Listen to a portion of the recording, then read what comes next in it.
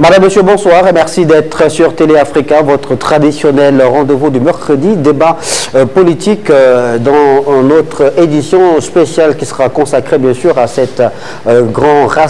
grand rassemblement œcuménique cet après-midi au stade Nzengayon. Les confessions religieuses se sont donné rendez-vous en présence du chef de l'État Ali Bongo Ondimba et cette sonnette d'alarme qui a été tirée par les ministres du culte qui condamnent la radicalisation du discours développé par certains acteurs politique à l'approche de la présidentielle qui aura lieu le 27 août prochain. Madame, Monsieur, bonsoir. Bonsoir également Pascal Koulou. Bonsoir. Bonsoir à Michel Philimzé. Bonsoir. Il y a donc eu ce grand rassemblement œcuménique au stade de Nzengayon cet après-midi en présence du chef de l'État, bien sûr. Et on a d'ailleurs lu également dans le quotidien national L'Union de ce jour cette importante communication qui a été faite par les différentes confessions religieuses au sujet de la radicalisation du discours politique développé par certains acteurs dans notre pays. Pascal Koulou, ce n'est pas la première fois que les confessions religieuses au Gabon prennent le pas ou s'invitent au débat politique pour tirer la sonnette d'alarme. Comment avez-vous trouvé cette initiative qui a été prise cet après-midi par ces ministres du culte? Il faut dire que par essence, il est de bonne loi que lorsque les hommes, généralement les politiques, font face à un certain nombre de défis entre eux, que les responsables d'église, notamment les ministres du culte, comme vous les appelez, puissent être là pour leur rappeler les fondamentaux. Les fondamentaux, c'est d'abord que nous sommes tous fils d'un même pays, et ensuite que concourir pour une élection présidentielle ne signifie pas que l'on soit amené volontairement à instaurer un climat d'intolérance ou un discours politique vicié. Le plus important étant que chacun devrait, au vu de son offre politique, présenter l'essentiel de ces arguments à la population et que c'est à la population d'apprécier. Malheureusement, on a pu constater que le discours était devenu très frontal et un peu comme en 1990, vous savez, il a fallu effectivement que des hommes d'église montent au créneau et c'est le Monseigneur Basile Mvengon. Je vous coupe pas, vous pouvez faire entrer le pasteur Rostand et Sono est là, bien sûr, il n'y a pas de problème, on est en direct, c'est la télévision, vous asseyez, vous avez votre micro devant vous, je rappelle que vous êtes donc un pasteur. Vous aviez été au sein de l'église évangélique du Gabon. Aujourd'hui, vous êtes également au sein de l'Union nationale. On pourra bien sûr aborder vos différentes casquettes. Oui, Pascal Koulou, on parlait. Oui, je dis donc que vous avez vu qu'à la conférence nationale, lorsque les acteurs politiques entre eux n'arrivaient pas à trouver le juste équilibre, et on a fait appel à Monseigneur Basile Mvengon pour présider cette importante discussion, cadre de dialogue entre les acteurs politiques et un peu partout en Afrique, ça a pratiquement été le même scénario. Il faut dire que c'est une bonne initiative qui a été prise par des hommes d'église pour rappeler aux Gabonais que de façon générale, rien ne mérite que la paix soit menacée. Surtout que nous sommes dans un environnement, en parlant de la sous-région, qui a connu un certain nombre de soubresauts, et le Gabon, de par la prudence observée par ces hommes politiques, mais également de par l'engagement citoyen et civique, a fait en sorte que, bon, on n'a pas pu aujourd'hui, un peu plus de 50 ans de présence républicaine, de présence d'État, on n'a pas connu des conflits interethniques, on n'a pas connu des conflits ou une répression policière qui s'exercerait sur une quelconque population.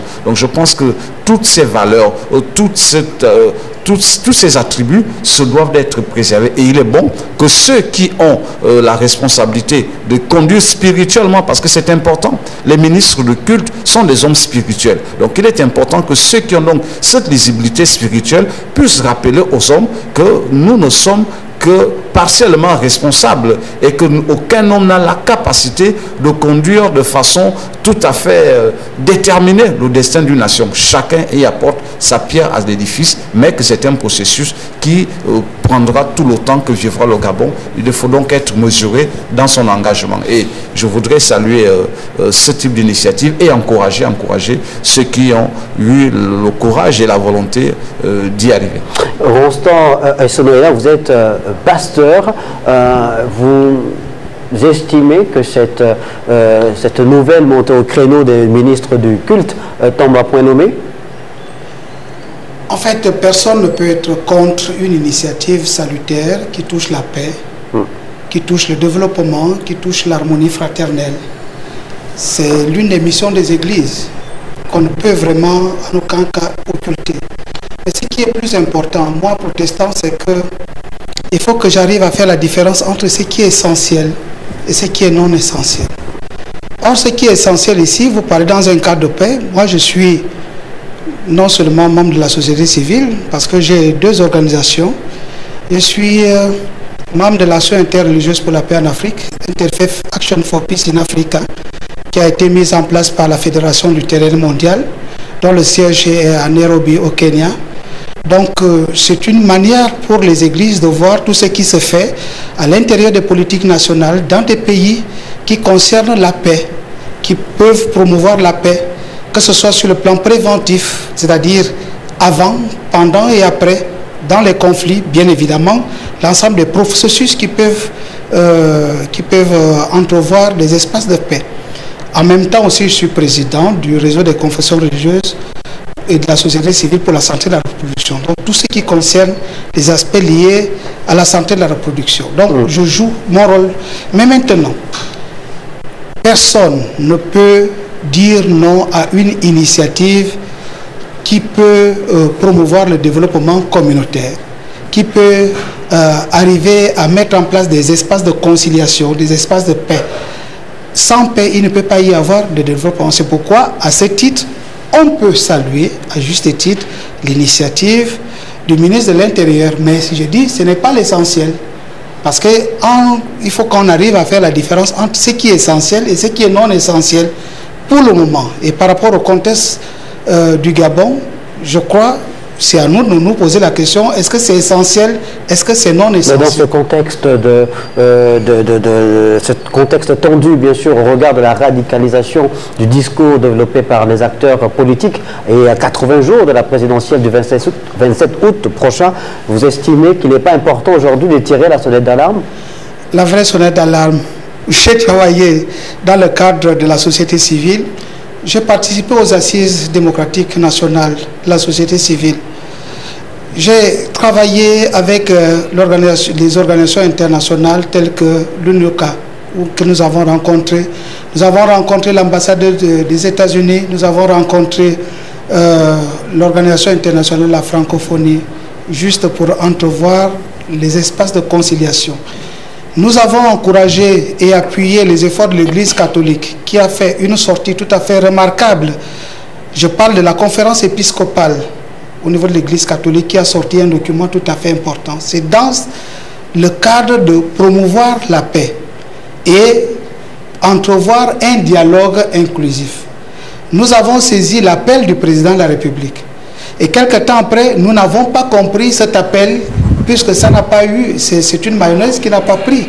C'est-à-dire qu'on n'a pas ressenti l'engagement du chef de l'État qui a été l'un des initiateurs de ce dialogue national pour faire sortir le Gabon du marasme, que ce soit politique, que ce soit économique, que ce soit culturel actuel.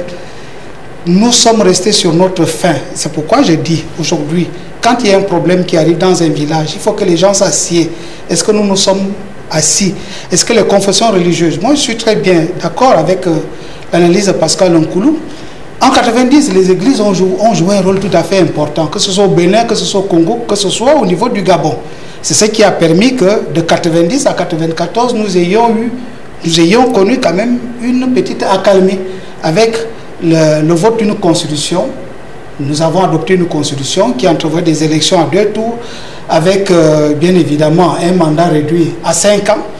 Mais quelques temps après, nous sommes revenus à nos mots, c'est-à-dire l'éternel retour, l'éternel débat.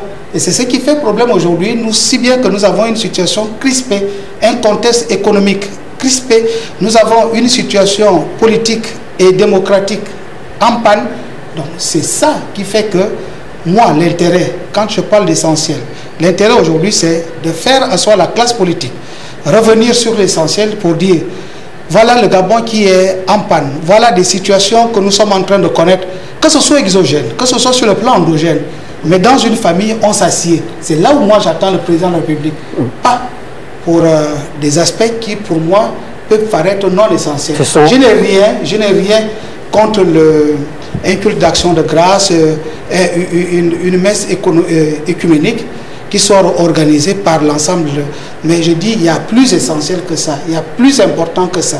C'est ça ma position. Michel Filimdé, on sait que le principe de la séparation de pouvoir est acté entre l'État et la religion, mais on sait évidemment, et le pasteur Rostand et Sonoéla viennent de le rappeler, l'implication des ministres du culte pour préserver la paix, pour la consolider sur le continent africain. Est-ce que vous pensez que ce rassemblement d'aujourd'hui ou cette sonnette d'alarme qui a été tirée, notamment dans le quotidien national, l'Union peut être prise pour quantité négligeable? J'ai bien peur qu'il ne soit trop tard, parce que la date du scrutin est connue, c'est le 27 août 2016, et qu'il nous reste environ 2 mois et demi d'ici à cette élection-là, et qu'au jour d'aujourd'hui, il ne reste que la prière.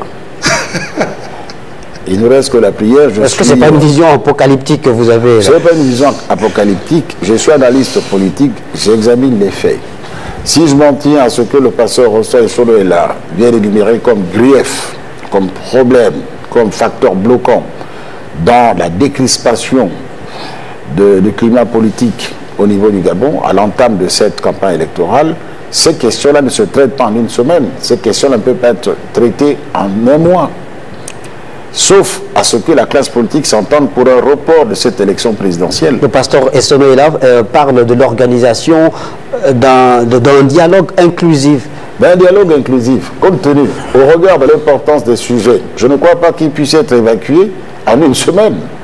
À moins que, véritablement, que chacun s'y mette 24 heures sur 24 pour pouvoir trouver un accord, un consensus sur les questions qui ont été évoquées.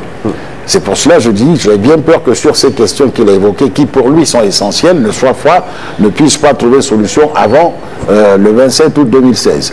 Cela dit, il est important que les ministres du culte, qui sont partie prenante de la vie politique, sociale et économique du pays, en tant que citoyens d'abord, et ensuite en tant que responsables spirituels, puissent dire leurs mots, clamer les vertus de la paix, du dialogue et de la tolérance. Il n'est jamais trop tard sur ce point-là, sur le plan spirituel. De revenir sur ce qui nous réunit, ce qui fait que nous sommes nous, de vivre ensemble. Au-delà, évidemment, il y a des intérêts divergents. Et ces intérêts divergents semblent prédominer sur tout le reste. L'exacerbation des tensions actuelles est le propre fait des politiques, pouvoir et opposition. Ce n'est pas le fait des populations qui sont confrontées à une situation de guerre tribale, de guerre entre villages. C'est le fait des politiques. Aux politiques de nous sortir de là. Et ce que j'entends par là, c'est que quand j'entends Pascal Nkoulou, je suis d'accord en partie avec lui. C'est qu'au jour d'aujourd'hui, tout le monde s'est accordé sur le fait d'aller aux élections, n'est-ce pas? On en était il y a moins d'un mois au DTE. Destitution, transition, élection. On n'avait plus là. L'Union nationale a présenté un candidat qui, à l'évidence, est le candidat du front. Et de tous côtés, on voit apparaître des futurs candidats qui vont certainement se prononcer d'ici là. Cela veut dire que, au jour d'aujourd'hui, si les uns et les autres, avant de déclarer sa candidature, on se prémunit contre tous les risques possibles. Quand on annonce sa candidature, c'est qu'on est certain que le jeu, on va faire un jeu égal.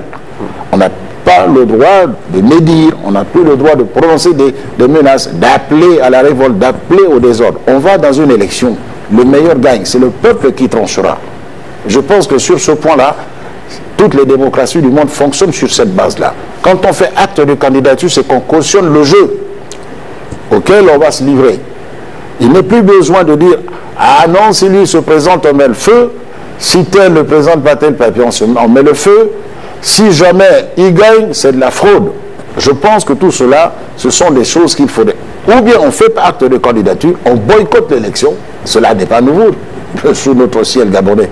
Alors aujourd'hui, la question qui se pose, c'est est-ce que les Gabonais peuvent dormir tranquilles, se réveiller tranquillement, s'occuper de leurs problèmes, de leurs affaires, de leurs enfants, sans s'inquiéter de l'apocalypse qu'on nous annonce, qu'on prépare aujourd'hui pour les Gabonais au lendemain du 27 août 2016, et peut-être bien avant.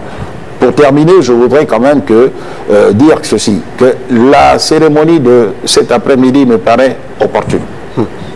Pascal Nkoulou, est-ce que la radicalisation du discours développé par les acteurs politiques, notamment ceux de l'opposition, puisqu'il s'agit d'un discours venant de l'opposition qui semble être radical, et on a l'impression, en analysant bien sûr ce discours-là, qu'on est comme arrivé à une sorte de point de non-retour. Est-ce que c'est dangereux au regard de la radicalisation de ce discours ? Il y a eu une déperdition du discours politique dès lors que les principaux acteurs sont volontairement sortis du champ politique pour aller sur des questions d'ordre personnel. Parce qu'aujourd'hui, ce dont il est question, et Michel Philippe nous a fait bien de le souligner, c'est qu'il n'y a pas de problème entre Gabonais. Il y a une question de tolérance entre acteurs politiques. Malheureusement, ces acteurs politiques ont un même passé. Et ce passé commun, chacun essaie à son tour de le refiler à l'autre en ne lui permettant pas de se justifier. C'est ce qui fait en sorte qu'aujourd'hui, et je voudrais rapidement dire au pasteur Rostand que les questions économiques, les questions sociales, les questions de développement ne peuvent pas faire l'objet d'une concertation. C'est de la responsable de celui qui sera élu après les élections de 2016 de dire, bon, d'août 2016, dire, sur telle question, voilà ce que je propose. Soit qu'il l'annonce avant, donc pendant la campagne, soit qu'il l'annonce une fois élu. Mais ce dont il est question aujourd'hui, c'est de savoir est-ce que les acteurs politiques font jeu de telle sorte qu'ils sont sincères par rapport aux éléments électoraux qui existent actuellement. C'est cette sincérité qui va naturellement séréniser à la fois l'électorat gabonais, mais également la communauté internationale. Parce que ce dont il est de plus en plus, ce qui est de plus en plus mis en évidence, c'est cette forme d'intolérance et de rejet, de refus catégorique d'admettre une possibilité que le président de la République va naturellement ou pourrait bénéficier du suffrage de ses concitoyens. Voilà un tout petit peu l'élément de la discorde. Et ensuite, la remise en question des éléments électoraux, donc le processus, donc le mode électoral au Gabon est encore un autre élément. Je dis, on ne peut pas le faire en année électorale. Donc là, il y a des principes de loi qui existent. Le chef de l'État ne peut pas, de son propre chef, se démettre des éléments de la Constitution pour dire, bon, puisqu'on suppose qu'il faut qu'il y ait une concertation, non, il faut qu'il y ait d'autres éléments. Je crois que c'est aux hommes politiques, donc aux principaux acteurs politiques. Et moi, je suis d'accord lorsque le pasteur Rostand dit c'est des questions importantes. Elles sont importantes, mais il faut savoir à quel niveau ou à quel moment ces questions doivent être abordées. Vous imaginez au cours d'une concertation qu'on en vienne à débattre de la structure économique du pays. Qui va être responsable de sa concrétisation? On en vient à débattre des questions sociales. Comment est-ce qu'on va faire ça? Vous voudrait dire que, de facto, on annule le processus en République pour s'accorder sur une sorte de gouvernance collégiale pour au moins que ces points-là soient exécutés. Donc, ce qu'il est question aujourd'hui, et c'est la sincérité des acteurs politiques qui devraient, au regard de ce que nous avons comme mode électoral, dire bon, on va à ces élections, nous avons plus ou moins un certain nombre d'éléments qui permettent de faire en sorte que ce vote soit crédible, on va s'appliquer à les contrôler, on va s'appliquer à renforcer ces éléments de contrôle pour que, au soir du 27 août, celui qui aura gagné les élections pourra à ce moment-là revenir sur les éléments d'une élection de tour, un mandat ramené à 5 ans, ou revoir un peu la structure économique du pays, ou revoir un peu les politiques publiques sur le plan social. Mais moi je pense qu'aujourd'hui, nous sommes, et Michel Philippe a dit, tous les acteurs politiques sont sur les starting blocks pour aller à l'élection présidentielle du mois d'août. Il faut simplement qu'ils changent à la fois de ton, mais également d'orientation. Pour les opposants, l'adversaire politique, en termes de discours sur qui doivent se tourner, ce n'est pas M. Ali Bongo, c'est le peuple gabonais. Pour M. Ali Bongo Nimba, c'est exactement la même chose. Ce vers qu'il doit se tourner pour son offre politique, c'est le peuple gabonais. Donc je crois que ce sont tous ces éléments qui doivent être appréciés. Est-ce que vous pensez qu'à 80 jours de cette élection présidentielle, un problème de timing pourrait se poser quant à l'organisation de ce dialogue que vous voulez au sein de l'opposition inclusif? Je ne le pense pas. Pourquoi? Parce que j'ai deux exemples. Dans l'histoire de ce pays, j'imagine le président Bongo qui avait été élu entre 86 et 87 et avec un mandat de 7 ans. Et je crois en 86 ou 87, il avait fait ce qu'on appelle la déclaration d'Ibitam. Et il disait qu'il n'y aura jamais de multipartisme dans ce pays. Je sais fortement qu'à l'époque, il y avait au sein du PDG un courant qu'on appelle les jeunes loups, aujourd'hui les rénovateurs. peut-être certains dirigent le pays, mais je sais qu'avec la force des rénovateurs et le travail qui se faisait, ça a permis que le président Bongo ravise sa position pour, bien évidemment, convoquer. Il y avait également un contexte international qui prévalait avec l'effondrement du mur de Berlin. Pour convoquer la conférence nationale. Bien évidemment, le contexte international, que ce soit sur le plan financier, sur le plan économique et sur le plan politique, tout était concourait bien évidemment à ce que, bien évidemment, le président Bongo fasse quand même lâche prise pour dire, bon, aujourd'hui, il faut que les Gabonais s'assiedent. C'est le premier exemple. Le deuxième exemple, c'est au sortir des élections de 1993. Bien évidemment, fort de ses prérogatives et comme homme d'État qui venait d'être élu, le président Bongo pouvait ne pas dire de toute façon, je ne suis pas prêt à accepter l'appel brave qu'avait sollicité à l'époque, lui, à Gonjo Okawe. Ça veut dire quoi? Ça veut dire que je reviens pour dire que tout dépend de l'attitude du chef de l'État. Non, mais l'appel de brave de Pierre-Louis Agonjo Okawe. L'appel de brave a permis bien évidemment à ce que les uns les autres aillent à Paris. Et je ne vais pas revenir dans le contexte. Dans quel contexte? Dans quel contexte cet appel avait été lancé par Pierre-Louis Agonjo Okawe? C'est parce qu'il y a eu des contestations au niveau des élections de 93. Il y a eu des violences. Disons les mots comme ils doivent être dits. Il y a eu des violences dans les rues de Libreville. Il y avait bien une période de surchauffe. C'est pourquoi je dis, nous sommes dans un contexte post-électoral. Moi, je dis actuellement, que ce soit dans le contexte pré-électoral, que ce soit la manière dont les élections vont se passer, vont se dérouler, avec tout ce que nous avons dénoncé dès le départ et qui persiste jusqu'aujourd'hui. Lorsque le ministre de l'Intérieur, lui qui demande à ce que les gens se coalisent et soient déterminés pour penser Gabon d'abord et pour promouvoir la paix, lui qui, bien évidemment, je ne dis pas que c'est lui, mais quand un ministre de l'Intérieur me dit, de toute façon, tant que je suis ministre de l'Intérieur, le président Ali Bongo ne perdra jamais une élection. Je ne sais pas, ça laisse à réfléchir. Et deuxièmement, dans le contexte post-électoral, en ce qui concerne les contestations, moi je devrais avoir honte. Pourquoi? Parce que le fichier électoral, nous avons plus de 650 000, je dis en plus, électeurs. Je me réfère par rapport à la population d'un seul quartier de Douala qu'on appelle Bonabéry. Donc, bien évidemment, le fichier électoral est en plus par rapport au nombre d'électeurs que nous avons au niveau du Gabon. Je me réfère encore à un quartier de Kinshasa. Kinshasa, à lui seul, a 12 millions d'habitants. Le seul quartier qu'on appelle Ndjili peut avoir 4 millions d'habitants. Et bien évidemment, au nombre d'électeurs qui dépasse 4 fois, 5 fois, 6 fois plus que le fichier électoral du Gabon. Mais lorsque, et puis je vais vous dire, que la question du dialogue, ce n'est pas de maintenant. La question du dialogue, c'est, il faut regarder cela depuis 2012, où il y a eu des appels. Moi, je suis témoin, lorsque le chef de l'État, le président Ali Bongo, a dit, ce sont les opposants qui bloquent. Je suis témoin lorsque le président de la République a changé de langage et de discours pour dire, ce n'est plus l'opposant, et puis il est resté en gabonisme. Je dis, dit. Ça veut dire que dans ce silence qui fait en sorte que jusqu'aujourd'hui, les attentes que nous avions depuis, je dis en 2015, son discours de 2015 et 2016, nous croyions, moi, Pasteur Rostand et l'ensemble des Gabonais, qu'il allait convoquer le dialogue national, le dialogue inclusif. Malheureusement, il a botté en touche. C'est pourquoi je dis, il peut y avoir des éléments, nous pouvons avoir autant d'arguments pour légitimer la position du chef de l'État. Moi, ce n'est pas ce que j'attends de lui. J'attends. Je n'ai rien contre lui. Je n'ai vraiment rien contre le président Bongo. Je n'ai rien contre lui. Mais il faut regarder Gabon d'abord. Il faut regarder la situation du pays actuellement. Pour sortir le pays de l'ornière, là où l'essentiel actuellement, je le dis en haute et intelligible voix, et comme homme de Dieu, je dis, il faut que les Gabonais s'assiedent pour repenser leur pays. S'il faut qu'ils fassent un sacrifice, ils doivent le faire. Et moi, j'ai appris, je suis théologien de la libération, qu'on ne discute pas pour avoir le dernier mot.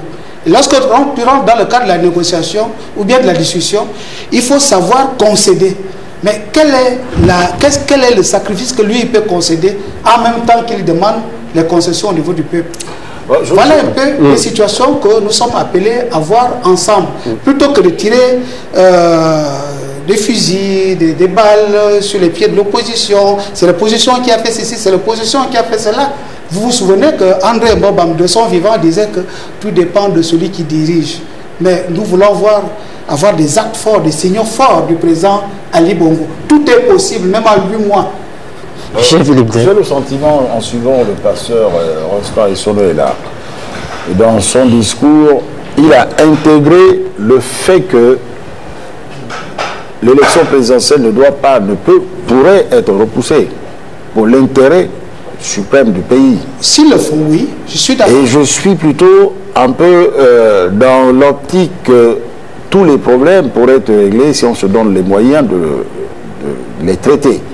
Et que si sa position, à moins que ça soit une position individuelle, si elle était partagée, on la prendrait, moi personnellement je la prendrais un peu au sérieux, mais je pense que revenir sur ce qui a été fait ou ce qui n'a pas été fait ne règle pas le problème auquel nous sommes confrontés aujourd'hui, qui a justifié la sortie de vos collègues ministres du culte.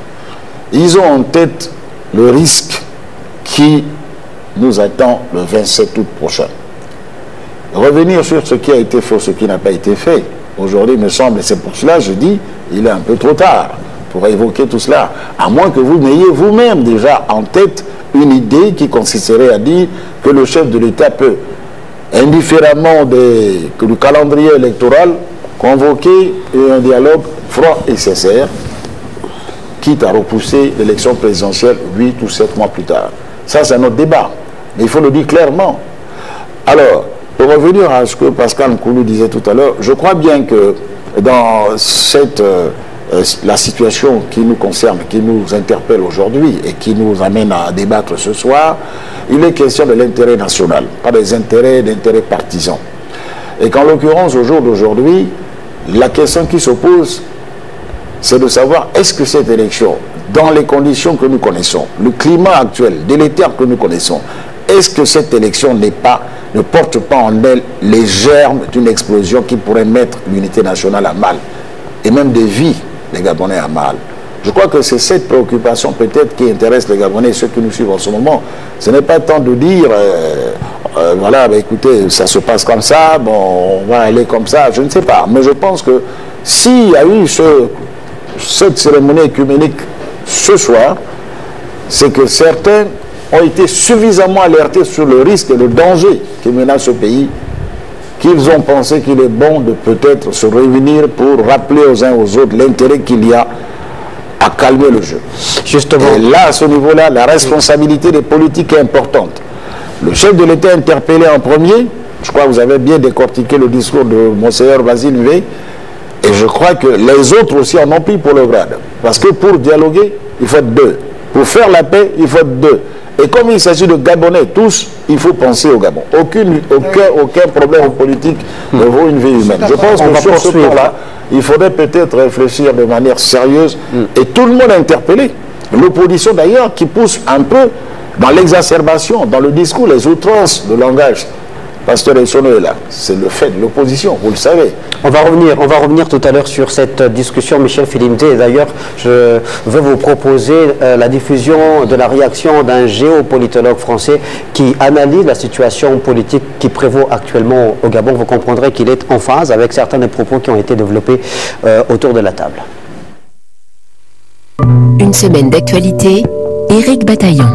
Cette semaine, notre invité est un essayiste et géopolitologue français. Il est professeur de relations internationales à la Paris School of Business, maître de conférences à Sciences Po Paris, directeur de séminaire à l'Institut français de géopolitique et il est également intervenant à l'Institut des hautes études de la défense nationale, l'IHEDN. Bonjour Frédéric Ancel. Bonjour Éric Bataillon. Alors Frédéric Ancel, on parle assez peu du Gabon, mais alors justement, le Gabon, il va y avoir une élection présidentielle au mois d'août prochain. Situation politique délicate là aussi. Très très délicate. délicate, avec une montée de tension très forte. Hein.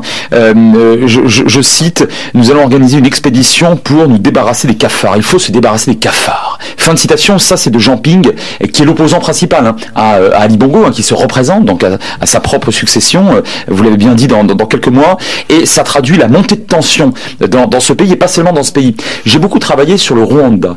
Avant le génocide de 94, les tenants du Hutu Power, les extrémistes, parlaient des cafards. Les Inyenzi en Kinyarwanda, ce sont les cafards.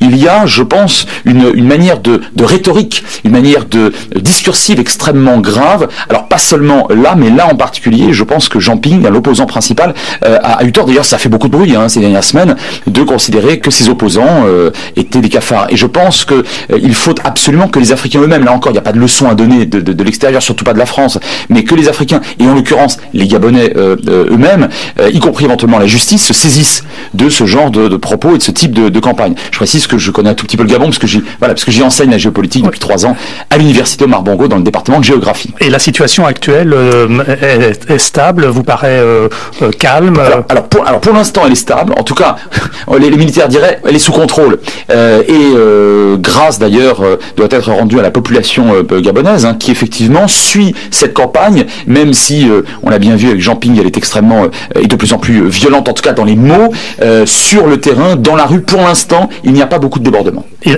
la situation pourrait déraper?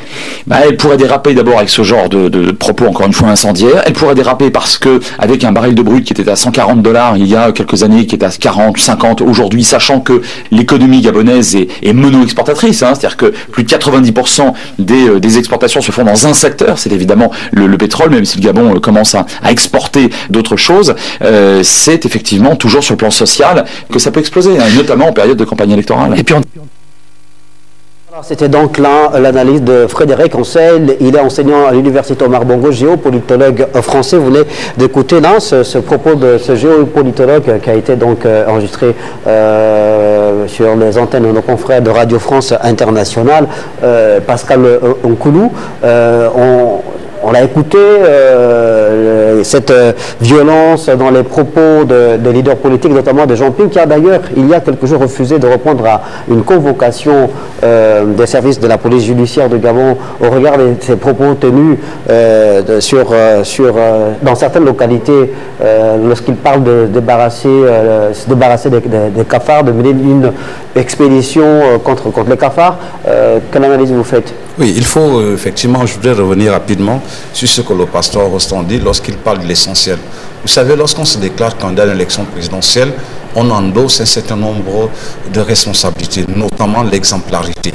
C'est-à-dire qu'on est face à un peuple, on ne fait pas dans le détail, on se doit d'avoir à démontrer sa capacité à la fois à assumer, mais également de tracer la voie. Or, on note, et c'est peut-être à ce niveau, que le discours, parce que lorsque l'on demande un discours, lorsqu'on demande qu'il y ait un dialogue, et que le discours que les hommes politiques de l'opposition tiennent est un discours qui renvoie à une sorte d'affrontement, un discours qui renvoie à des considérations autres que l'offre politique, il est évident que le chef de l'État a toutes les raisons du monde d'hésiter. Parce qu'en plus, lorsqu'on dit un discours exclusif, au début ça a été une revendication basée sur une défaite électorale, et ensuite c'est devenu une revendication assise sur la nécessité de refonder de façon générale le plan institutionnel du Gabon, et puis par après c'est devenu une volonté d'asseoir. Donc à chaque fois, les éléments sur lesquels le dialogue national devrait se reposer sont malheureusement présentés comme étant une victoire à l'actif de l'opposition au cas où le chef de l'État pourrait se lancer. Malheureusement, c'est ce qui a fait en sorte que, et là je m'adresse directement au pasteur Rostand, c'est qui a fait en sorte que, en examinant la nécessité de s'asseoir, de discuter avec ses compatriotes, il y avait également ce besoin de se prémunir de ce que ce n'est pas les partis politiques qui détiennent la légitimité. La légitimité est le fait du peuple. Or, Michel Philippe l'a dit, ce débat est entre acteurs politiques, il n'y a véritablement pas derrière une volonté populaire d'arriver à des situations, je dois dire, de discussion ouverte. Il y a ce fait-là. Et le chef d'État est conscient qu'en s'ouvrant comme ça, il y a aussi le besoin de promesses faites pendant la campagne qu'il doit naturellement pouvoir respecter. Donc, il était à la fois sur le fait de se dire, moi j'exécute mon projet de société, les Gabonais apprécieront et me jugeront en conséquence, et en même temps de dire, bon, j'écoute ce que mes compatriotes disent, mais visiblement, ma responsabilité va plus vers le peuple gabonais. Malheureusement, c'est cette demande de négociation, je crois que Michel Filmez l'a dit, le pasteur lui-même ou le pasteur aussi, si elle avait porté sur la nécessité de revoir les mécanismes électoraux, je ne vois pas pourquoi le chef de l'État n'aurait pas prêté un regard beaucoup plus attentif, mais c'est le processus et donc le mode opératoire adopté par l'opposition qui a fait en sorte que la discussion ou le dialogue souhaité devienne pratiquement impossible, parce que s'il s'était plié, on aurait dit, il a reconnu sa défaite aux élections de 2009, c'est pour cela qu'il vient négocier pour espérer rester au pouvoir. Donc c'est la formulation utilisée par l'opposition qui a pratiquement rendu impossible le dialogue. Et quand il y a ces éléments qui sont présentés comme étant un discours inapproprié pour quelqu'un qui est candidat à une élection présidentielle, parce que un peu partout dans quelques pays en Afrique, l'expression cafard est une expression qui renvoie à des événements extrêmement douloureux. Et le dire comme ça ne peut en aucune façon être mis ni sur le fait que l'on veuille s'attribuer une sorte d'attitude populaire pour dire, bon, moi je vais marcher sur telle ou telle autre personne, mais c'est simplement pour dire que ces éléments de langage ou ces discours utilisés véritablement par l'opposition, parce que de plus en plus on peut effectivement faire l'inventaire entre le discours tenu par le président Ali Bongo Ondimba et les discours tenus par les principaux ou ces principaux challengers opposants de l'opposition. Et on voit qu'il y a un décalage entre l'attitude adoptée par le chef de l'État et le discours tenu sur le terrain par les opposants. Parce que la marche vers les tribunaux, les éléments de plainte, tout ceci, ça a souvent été au début l'actif de l'opposition. Comment vous analysez la défiance ou le défi lancé par Jean-Ping aux autorités en refusant de répondre favorablement à cette convocation de la police judiciaire? Je crois que, et c'est un exemple, en fait, c'est une situation que les Gabonais doivent bien apprécier. Vous savez, la police est une institution républicaine. Et un fait se pose, M. Jean-Ping se doit de répondre à une convocation de la justice. On ne peut pas faire défiance à l'autorité publique de cette façon. Il est citoyen. Sauf si il estime qu'il est un citoyen, comme je dirais, avec un statut particulier qui l'exempterait d'une interpellation. Parce que, et c'est le danger qu'il y a justement dans le discours que les opposants tiennent. C'est-à-dire que chacun, et j'ai l'impression que ce sont des candidatures de prétexte par rapport à l'élection présidentielle, pour que chacun justifie la volonté d'instaurer ce petit climat de perturbation en disant, si jamais on m'interpellait pour telle chose, je suis un ancien candidat à l'élection présidentielle ou je suis candidat à l'élection présidentielle, c'est pour ça que je suis persécuté. Ils se doivent d'avoir une attitude responsable. Quitte à faire la démonstration de ce que je me suis rendu à la police judiciaire et voilà le traitement qui m'a été réservé. Je crois qu'il faut impérativement, et c'est bien que le pasteur Rostand soit ici, que les hommes d'église aient donc souhaité qu'il y ait cette messe œcuménique, il faut que les hommes politiques, surtout ceux de l'opposition, s'approprient l'âme du peuple gabonais, surtout les habitudes, la volonté de préserver la paix et de garder ouvert l'esprit de dialogue qui a permis d'éviter un certain nombre d'égarements ou d'errements qui auraient pu faire en sorte que dans le cours de notre histoire politique, il y ait des dérapages importants. Rostand Essonno est là. Alors il y a un président de la République sortant qui est candidat à sa propre succession et qui continue de mettre en relief des offres politiques et qui bien sûr met à profit les 2 mois qui restent pour boucler un ensemble de promesses faites contenues dans son projet de société, l'avenir en confiance. En face, il y a cette violence dans les mots de certains leaders politiques, notamment Jean-Ping.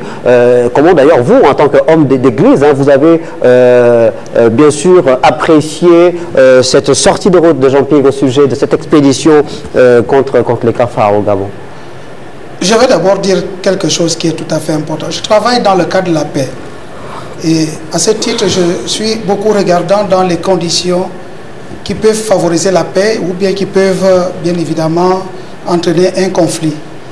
Et je vois que le contexte ou bien le processus électoral, la machine électorale au niveau du Gabon ne convient pas pour que nous ayons des élections apaisées, crédibles, transparentes, puisque l'essentiel c'est que les vaincus félicitent les vainqueurs. Pour une population, aujourd'hui nous étions à 1,2 million avant, quelque temps après 1,5 million et nous sommes à 1,8 million. Très sincèrement, ça me fait honte de voir une élection qui se passe au Nigeria où, bien évidemment, l'ancien chef d'État va féliciter le nouveau. Alors que nous, on n'arrive pas à 2 millions d'habitants et nous n'arrivons toujours pas, depuis 1990, à organiser des élections où les vaincus félicitent les vainqueurs. C'est la première chose. La deuxième chose, c'est que vous m'assimilez un peu à l'Union nationale. Je ne suis pas politique, je suis de la société civile. Je vous ai dit qui je suis. Et je suis Rostan Nsonela. Et je parle comme... Vous avez souvent vu avec les leaders de l'opposition, notamment ceux de l'Union nationale. Oui, c'est le parti de mon frère, comme l'autre est mon frère aussi. Mais j'ai choisi l'autre frère qui est mort. Voilà, et c'est clair. Merci pour la précision. Donc, je dis très sincèrement, j'ai signé une convention avec Dynamique Unitaire Témoin Actif. Nous nous sommes aperçus que le contentieux aujourd'hui, préélectoral, concerne l'affiliation ou bien l'acte de naissance de l'autre, conformément à l'article 10. Vous parlez du président de la République. Je dis, vous parlez du président de la République. Je dis conformément à l'article 10 de la Constitution. C'est pourquoi je pense que si Dynamique Unitaire, Témoins Actifs disent qu'il faut que les uns et les autres se soumettent à des tests ADN, c'est tout à fait normal, puisque le président d'un très grand pays qu'on appelle les États-Unis s'est soumis aussi à des inquiétudes, à des formes d'interrogation pour prouver effectivement qu'il était américain. C'est tout à fait normal. Si il le prouve, il n'y a pas de problème, on reste conforme à l'article 10. C'est la première chose. La deuxième chose, c'est par rapport au cafard. Moi, je suis tout à fait indigné que quelqu'un qui doit assumer de hautes responsabilités au niveau de ce pays sorte un langage qui puisse compromettre la paix. Il y a ce qu'on appelle des droits qui ont une compétence universelle, la vocation universelle.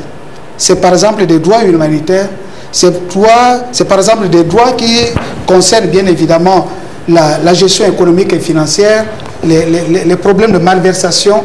Mais aujourd'hui, il s'agit de traiter des populations, un peuple ou bien un groupe d'individus de cafards. Ça veut dire quoi? C'est quelque chose qui peut bien évidemment exciter, entraîner des conflits.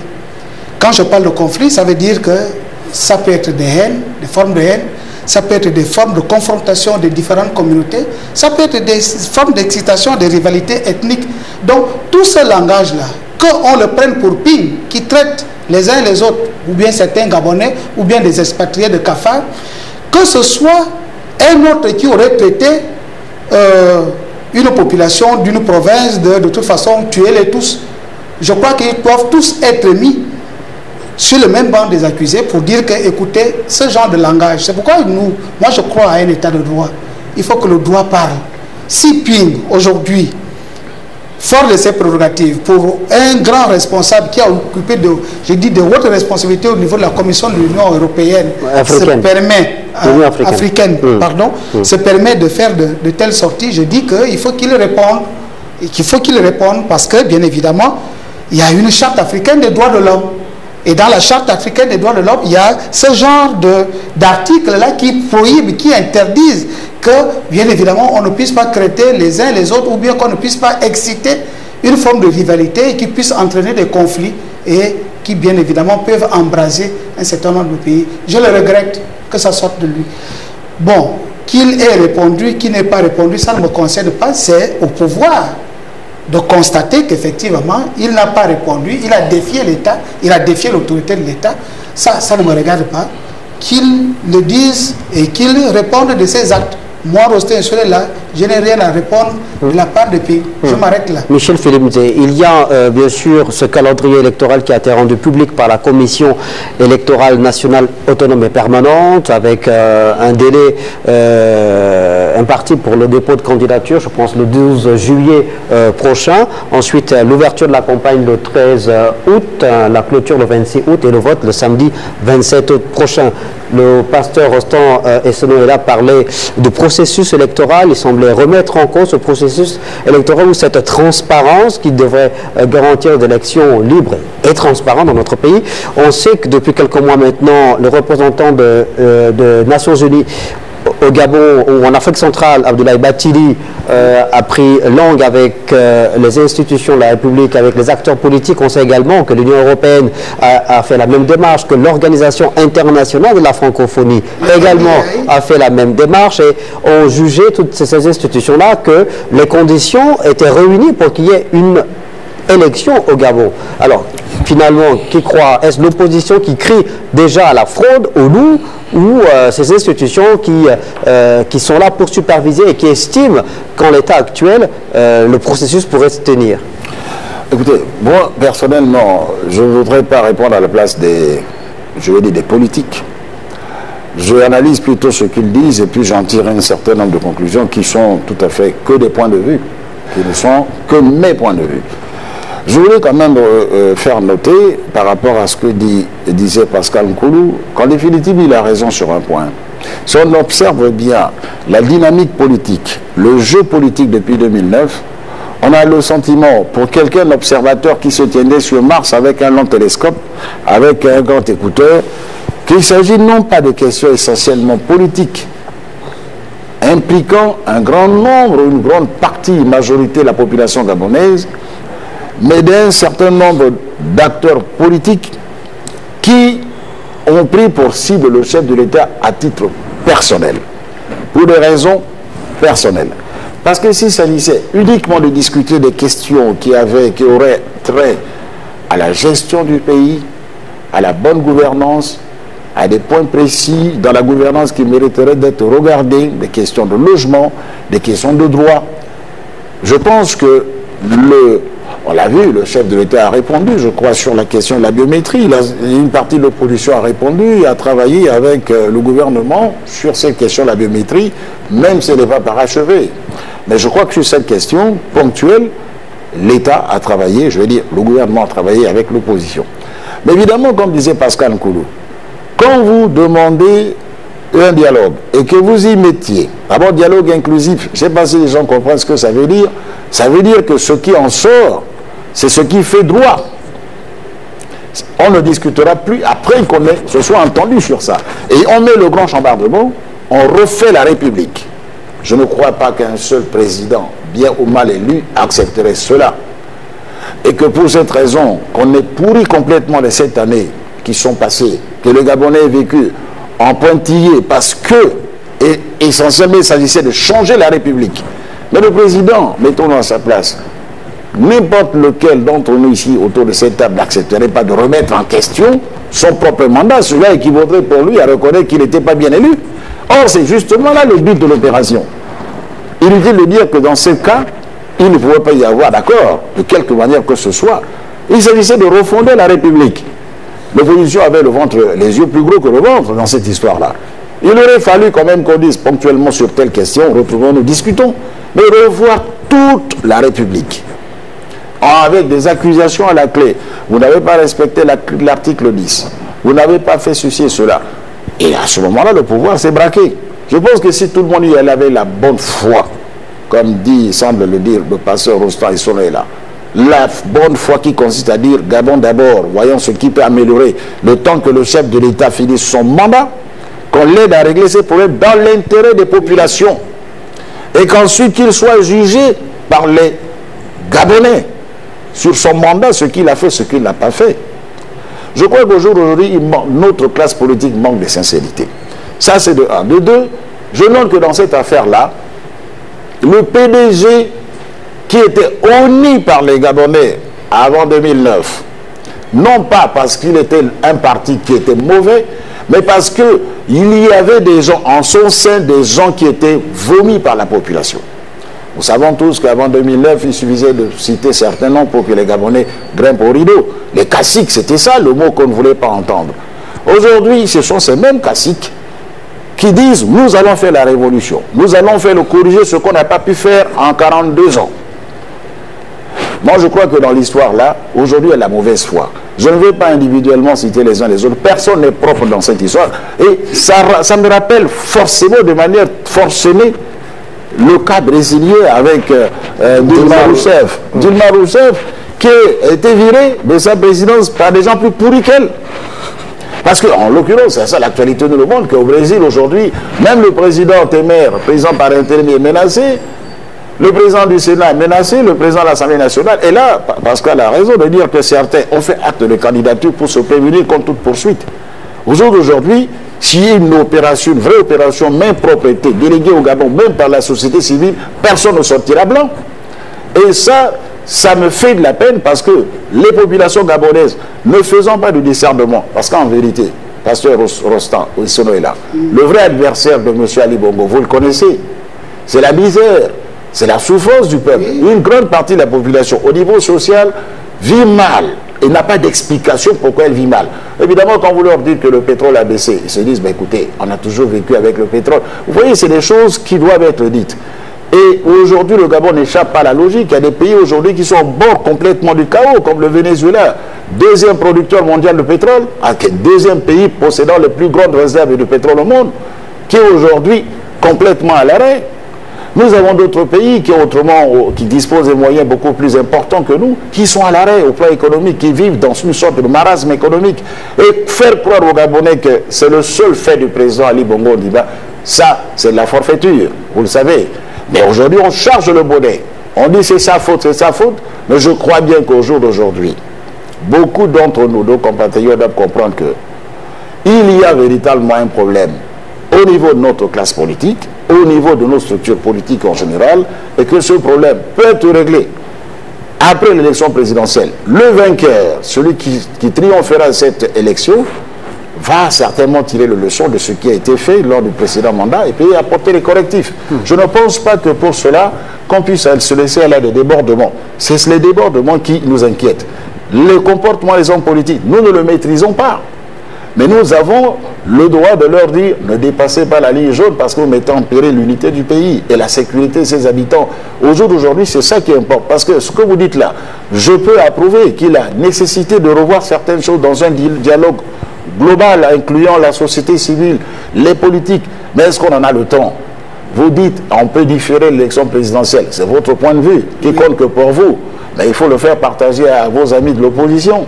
Le problème, c'est qu'au jour d'aujourd'hui, on a les dates, comme l'a dit M. Pambo, nous avons les délais. On va là aujourd'hui vers le 27 août et ce sera à ce moment-là que le peuple aura le dernier mot. Pascal Koulou, une remise en cause s'impose de la part des acteurs politiques qui doivent refaire leur logiciel et arrêter de penser à sacrifier la patrie sur l'autel de leurs ambitions personnelles. Oui, écoutez, Michel Philippe vient de faire un très bon développement. À la limite, il a résumé la préoccupation essentielle.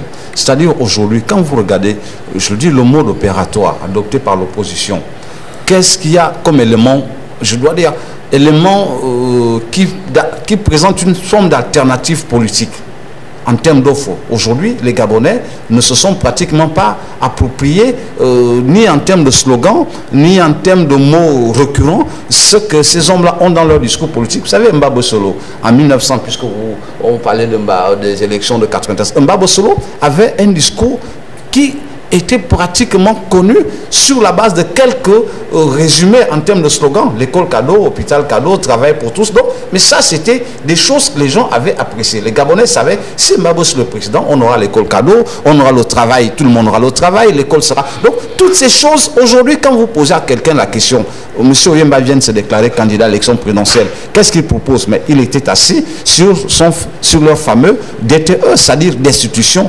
transition, élection. Et quand vous demandez aux gens, mais comment ça peut se faire? Nous sommes dans une république. Est-ce qu'on peut parler de destitution? Quel est le processus pour destituer un chef d'État? Et comment organiser la transition? Et ensuite, pour en venir aux élections. Donc, ce sont tous ces éléments flous qui ont rendu difficile la perspective d'une discussion sereine. Et exactement au niveau de celui qui utilise des expressions comme cafard, etc. C'est-à-dire que, bon, quelle est son offre politique dans le fond? Il a résumé un Gabon à l'abri de la peur, un Gabon à l'abri du besoin. Mais ça aussi, ça reste vague, seulement parce que la peur, ils sont en train de la susciter. Ils sont pratiquement en train de l'alimenter en disant aujourd'hui que l'élection présidentielle pour tout le monde est devenue un prétexte pour justifier la nécessité de veiller à ce que, bon, il y ait une implosion sociale pour mieux légitimer leur actif d'opposant. Parce que tous savants comptables de tout ce qu'il y a eu dans ce pays sur un peu plus de 42 années de leur engagement politique aux côtés d'Omar Bongo Ondimba. Donc il y a cette volonté à la fois de s'extraire de l'actif politique du PDG pur et dur. Du passif, oui. Voilà, et du passif, merci, du PDG pur et dur, mais également, ils se rendent compte, et c'est ça qui est intéressant. Et c'est à ce niveau, peut-être, j'espérais que des organismes de défense des droits de l'homme et des droits humains, comme ceux auxquels appartient le pasteur Rossan, allaient être un peu plus regardants pour leur dire, attention, ces mécanismes électoraux, vous vous en êtes servi. Aujourd'hui, imaginez que, c'est une circonstance, je vous le dis, imaginez que M. Mamounou revienne. Il leur dirait quand même, les amis, ce n'est pas à vous de dire ça. J'ai passé un peu plus de 20 ans à vous dire, révisons le code électoral. Vous m'avez opposé. Vous vous êtes opposé. Si Mamoudou ne s'était pas battu, l'expression c'est bien, pour la biométrie, en utilisant un certain nombre d'éléments personnels pour convaincre le président Omar Bongo Ondimba, il n'y aura, enfin, on n'en serait pas là. Donc aujourd'hui, ces gens, quel est leur passif par rapport à l'ensemble de la situation politique dans notre pays? Et il y a un problème de fond, c'est qu'ils se connaissent.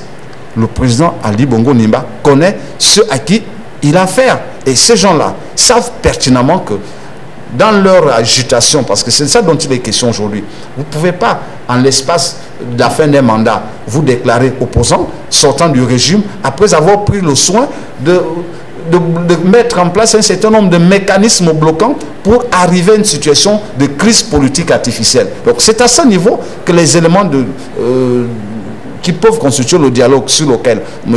Rostan et Sonela insistent sont assez difficiles à inventorier. Mais par contre, s'ils sont conscients qu'il est question du Gabon et de préserver le fragile équilibre qui existe aujourd'hui, parce que, on l'a dit, le problème des Gabonais, c'est la misère. Le problème des Gabonais, c'est que des questions sociales auxquelles nous sommes tous confrontés trouvent des solutions. Et en instrumentalisant les gens en disant le pays va mal, on ne va plus payer. Donc toutes ces choses qui ne sont en fait que des discours politiques creux ont conduit les gens aujourd'hui à ne même plus s'intéresser à l'offre politique, mais chaque Gabonais est dans une situation d'attente que ça explose pour que lui ensuite, en retour, fasse ressortir sa colère. C'est une élection qui se présente mal, qui a un caractère référendaire, qui a un caractère... Excusez-moi, mais je crois qu'au jour d'aujourd'hui, la question ne se pose même pas de savoir qu'est-ce que tel ou tel candidat mène dans sa besace, ou comment. Il ne suffit pas d'avoir un projet de société, il ne suffit pas d'énumérer un certain nombre de bonnes intentions. Il faut, c'est pour cela qu'on est très mal à l'aise de discuter avec les représentants de ces candidats. Ils vont mieux discuter avec eux-mêmes pour pouvoir en même temps discuter avec sur ce qu'ils comptent mettre en œuvre, avec quelles ressources. Parce que l'argent, ce n'est pas eux qui l'amènent. Il y a certains qui disent que tel a le carnet d'adresse et consorts, c'est les moyens du Gabon. C'est avec nos impôts, avec l'énergie que nous déployons, que le président, quel qu'il soit, va asseoir sa politique. Alors à ce moment-là, il faudrait qu'il explique un peu quel est le jeu financier, économique qu'il va mettre en place pour financer telle ou telle bonne intention qu'il a énumérée. Et je peux vous parier tout ce que vous voulez que tous les projets de société qui vont être présentés à l'occasion de cette campagne seront identiques. On l'a vu par le passé. C'est plein de bonnes intentions. Même que Dieu viendra. Pendant mon mandat, je l'inviterai au palais. Même ça, c'est dit quelque part dans certains projets de société. Ce que je déplore, c'est qu'au jour d'aujourd'hui, on a personnifié, sinon personnalisé tellement le débat, qu'on a amené les Gabonais à regarder ailleurs que dans ce que certains, par leur propre génie, leur vision, peuvent apporter à ce pays. Et je désespère justement de cela, en constatant aussi que demain, alternance ou pas, alternance, imaginons cela, est-ce que la contestation s'éteindra? Est-ce qu'il n'y aura plus l'agitation que nous connaissons actuellement? Parce que ce pays a besoin de paix. Depuis 1990, c'est perturbé. Il faut qu'à un moment donné, qu'on vive un moment de paix où les gens se mettent au travail. Donc, il est à espérer que 2016 soit véritablement la fin de tous ces diatribes-là et que les gens reviennent à des choses essentielles qui touchent les Gabonais. Parce que tout ce que les gens disent, en vérité, ne percute pas sur les populations. Les populations ont des préoccupations. Ils demandent au chef de l'État d'améliorer leurs conditions de vie. Ils ne voient pas le bout de la chandelle jusqu'à présent. Cela est tout à fait légitime qu'aujourd'hui, il y ait une sorte de colère qui est tout à fait légitime, qui a une cause matérielle objective. Mais qu'on instrumentalise ça, cette colère, dans un sens politicien, c'est ça que je trouve déplorable. Constant et Sonela, ce sera votre mot de fin. On est arrivé pratiquement au terme de cette émission. Oui, j'ai deux approches. j'avais fustigé un comportement qu'on appelle, pour moi, festival d'hypocrisie et d'ingratitude. Festival d'hypocrisie, c'est de faire semblant de bien faire, de vouloir faire alors qu'on ne fait rien.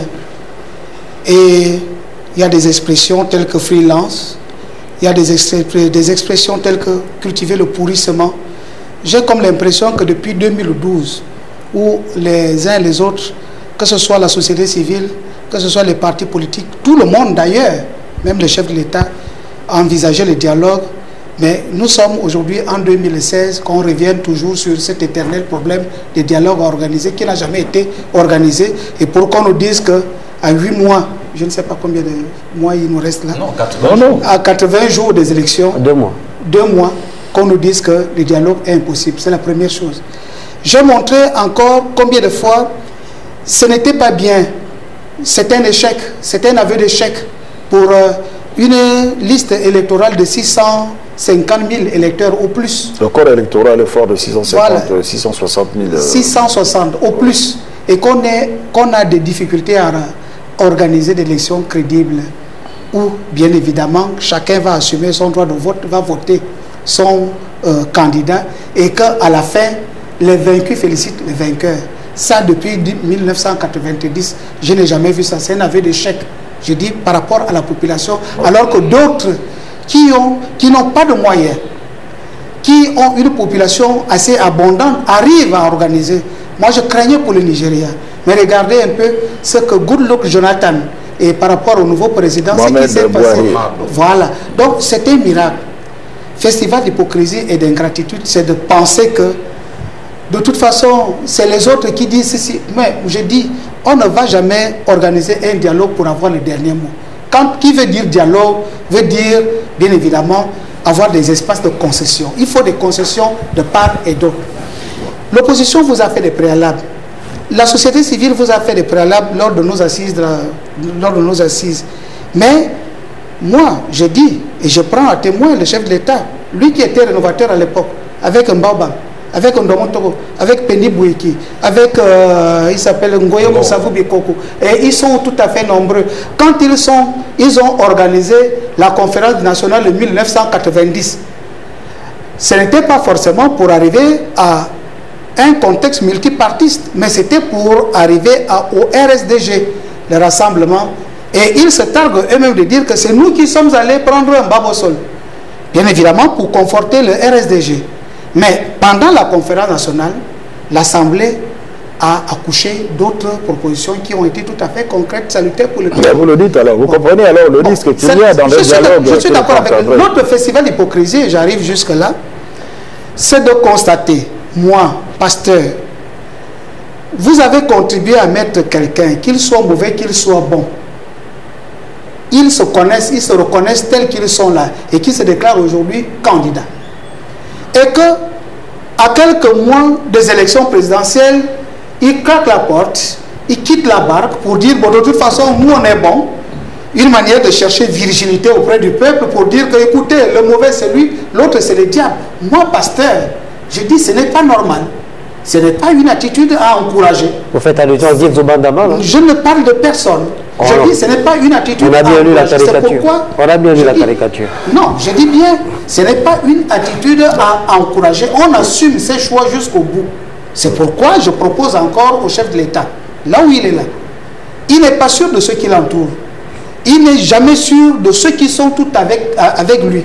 Mais je crois que la voie salutaire, c'est de créer un dialogue qui puisse permettre qu'il soit grandi. Le président Bongo a été grandi en 1990. Le président Bongo a été grandi au lendemain des accords de Paris de 1994. Je crois bien. Il est sorti de situations tout à fait difficiles. C'est pourquoi je dis, le lecteur qui se trouve en Nzenzele, à Moulengi Biza, à Sorsan, à Com, ne peut pas comprendre les différents mécanismes que Philippe Zé venait de démontrer tout à l'heure. Mais il comprendra que, bien évidemment, ce monsieur-là a consenti d'énormes sacrifices pour le bien du pays. C'est pourquoi je dis aujourd'hui que le dialogue est tout à fait salutaire pour sauver le pays. Je m'arrête là. Merci, Rostand et Sonoïda. Pascal Koulour, en une minute pour conclure. Non, je crois que c'est dommage, le pasteur Rostand n'a pas le courage de dire clairement ce que l'on perçoit au travers de ses propos. Je crois que le pasteur, lui et peut-être un autre groupe de personnes, pense qu'il est bon que l'élection présidentielle soit différée pour qu'on examine les mécanismes électoraux pour permettre une gestion sereine de cette élection. Je crois que ça, docteur, pasteur plutôt, il faut le dire comme cela et dire que c'est une demande, mais cette demande, votre interlocuteur, malheureusement, ça ne peut pas être que le chef de l'État, c'est également de dire à ceux, comme vous-même vous venez de le dire, qui n'ont pas pu être responsables jusqu'au bout, leur dire, les citoyens gabonais, dont je fais partie, souhaitent que ces élections soient différées. Mais lorsque les élections sont différées, il ne s'agit pas de remettre à plat le tissu institutionnel de notre pays, il s'agit de discuter de la question électorale pour que cette élection soit sereine. Donc le chef de l'État, s'il veut, son mandat de fait devrait être prolongé parce qu'il y a des éléments de droit qui ne permettent pas qu'on touche au code électoral en année électorale. Et je pense que c'est un processus qui devrait s'étendre jusqu'au législatif. Donc nous sommes dans un chrono électoral, il faut l'examiner dans son ensemble pour arriver à avoir une visibilité, une démarche plus cohérente. Moi je vous soutiendrai si vous arriviez à convaincre les leaders politiques de l'opposition qu'en l'état actuel, ils ne peuvent pas s'engager sur un processus électoral qui visiblement servirait de prétexte à ce dont vous faites allusion. Et je crois que, dit comme ça, le président de la République vous écoutera. On arrive au terme de l'émission, malheureusement. Je vous ai passé la parole pour conclure. 30 secondes. Je dis, je suis tout à fait vraiment à l'aise pour dire qu'au jour d'aujourd'hui, tout vaut mieux qu'une élection qui donne lieu à la violence dans ce pays. Et s'il faut que le chef de l'État puisse décider, parce qu'il est le chef, parce que les autres peuvent ne pas être d'accord, ceux qui ne viendraient pas, ils se disqualifient du coup. Le chef de l'État, il en a le pouvoir de décider, de proroger ou de décaler l'élection présidentielle à l'année prochaine, retoiletter le processus, c'est-à-dire tous les mécanismes électoraux, ne fût-ce que sur ce plan-là, pour ne pas que certains prennent prétexte là-dessus pour alarmer le pays et mettre ce pays-là à feu et à sang. Et je suis très triste de constater que ce sont des purs produits du PDG qui aujourd'hui ne respectent pas la mémoire de cet homme-là qui a fait de la paix la quadrature de sa politique, la pierre angulaire de sa politique, que ce soit les héritiers d'Omar Bongo Ondimba qui aujourd'hui feraient basculer le Gabon dans la violence et le sang. Ce serait une honte. Merci Michel Philippe Nzé. Omar Bongo Ondimba, dont on célèbre d'ailleurs les 7 ans. Aujourd'hui, 7 ans de sa disparition. Un ensemble d'événements, de manifestations ont été organisés, notamment à Franceville, qui a été l'épicentre de l'organisation de ces manifestations, avec le mausolée Omar Bongo Ondimba qui a été ouvert au public. Merci de nous avoir regardé. Bonne suite des programmes sur votre chaîne préférée.